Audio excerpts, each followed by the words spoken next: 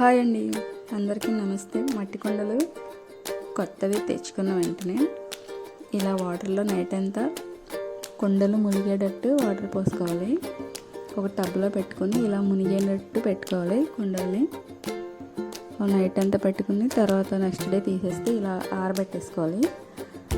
ఆరబెట్టుకున్న తర్వాత కొంచెం నిమ్మరసం ఆయిల్ వేసి మొత్తం కుండంతా పట్టేటట్టు చేత్తో ఇలా రుద్దుకోవాలి.